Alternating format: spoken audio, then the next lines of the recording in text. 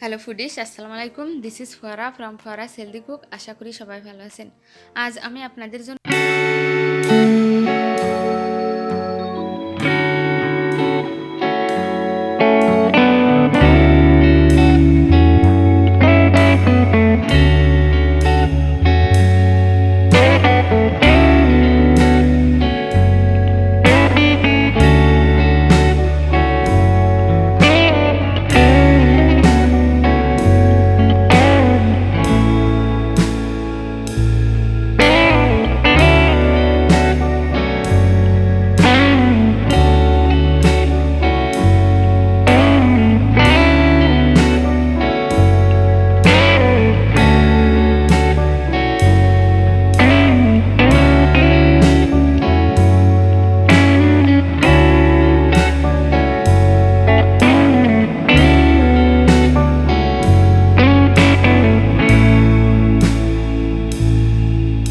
চারটা এলাচ এবং কয়েকটা লবঙ্গ দিয়ে দিলাম, 2টা তেজপাতা।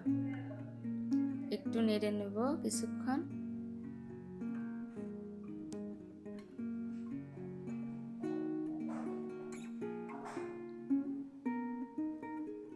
এবার আমি আগে থেকেই ধুয়ে পানি ঝরিয়ে রাখা চালটা দিয়ে দিলাম।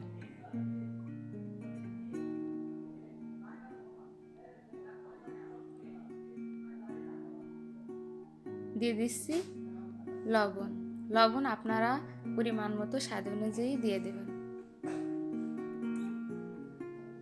লবণটাকে চালের সাথে ভালোভাবে মিশিয়ে নেব।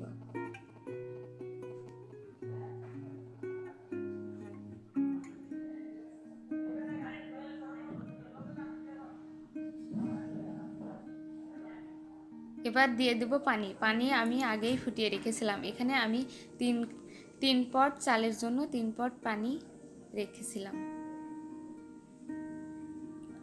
দিয়ে দিব আদা বাটা 1 চামচ, দিয়ে দিব রসুন বাটা 1 চামচ।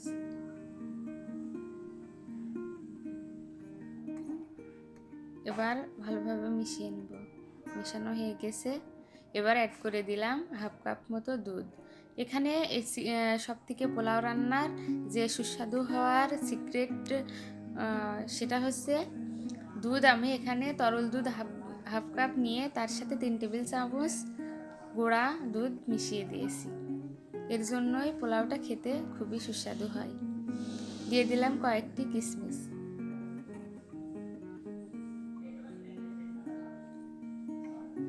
দিয়ে দেব 1 চামচ চিনি। আপনারা চাইলে বাদামও দিতে পারেন। এবার ঢাকনাটা দিয়ে দিলাম। কিছুক্ষণ পর ঢাকনাটা উঠিয়ে দিয়ে দিব কয়েকটি কাঁচামরিচ।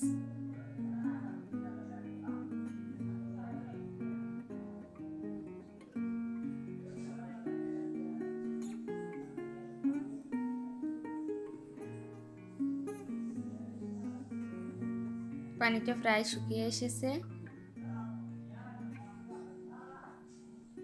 এবার ঢাকনা দিয়ে দেব। এই সময়টাতে